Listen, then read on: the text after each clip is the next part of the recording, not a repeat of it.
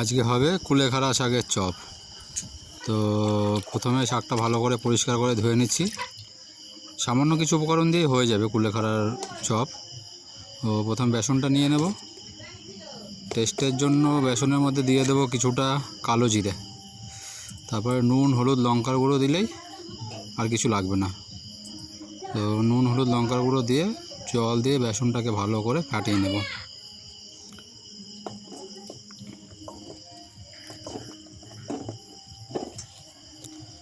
বেসনটা ফাটানো হচ্ছে, একদিকে কড়াইতে তেল বসিয়ে তেলটা গরম করতে দেওয়া হয়েছে। তেলটা গরম হচ্ছে, এবারে এক এক করে 4-5টা গাছ একসঙ্গে নিয়ে ভালো করে বেসন মাখিয়ে ব্যাস তেলের মধ্যে ছেড়ে দিলেই রেডি আমাদের কুলেখাড়া শাকের পকোড়া বা চপ, যেটাই আপনারা বলতে পারেন। কুলেখাড়ার গুণাগুণ সম্বন্ধে আমরা সবাই কম বেশি জানি।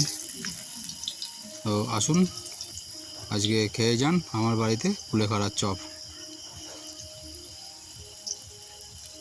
ব্যাস গরম গরম তেলে ফ্রাই হচ্ছে। ফ্রাই হয়ে গেলে তুলে নেব। তুলে নিয়ে একটু টমেটো সসের সঙ্গেই খেলে দেখবেন মুচমুচে করকরে কুলেখাড়ার পকোড়া বা সস চপ রেডি। আসুন সবাই সন্ধ্যাবেলা খেয়ে যান কুলেখাড়ার চপ।